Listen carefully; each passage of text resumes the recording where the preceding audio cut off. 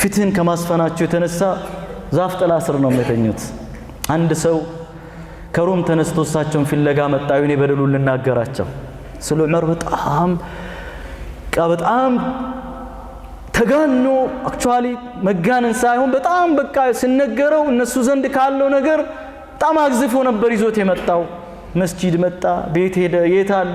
መስጂድ ስትሄድና መስጂድ ሲሄድ የለም።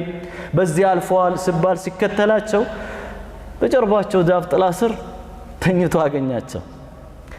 ያ ዑመር እውነትም ሐከምተ ፈዐደልተ አላቸው። መራ ፍትህን አሰፈንክ፣ ምንም ችግር የለብህም።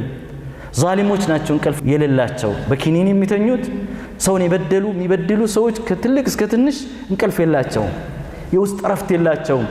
ፍትህን አሰፈንክ፣ ማን ነው የሚነካህ? ሜዳ ላይ ተኛህ አላቸው። ዑመር ብን ኸጣብ ሜዳ ላይ ነው የሚተኙት። ጠባቂም የላቸውም፣ ጋርድ የላቸውም። ዑመር ብን ኸጣብ ሌሊት እያንዳንዷ ምስኪን ቤት እየዞሩ በትከሻቸው ዱቄት እየተሸከሙ ይሄዱ ነበሩ። ዑመር ብን ኸጣብ ኩራት የለባቸውም፣ ተዋضዕ ተምሳሌት ናቸው። ራሳቸውን ዝቅ በማድረግ ታላቅ ተምሳሌት ናቸው ዑመር ብን ኸጣብ።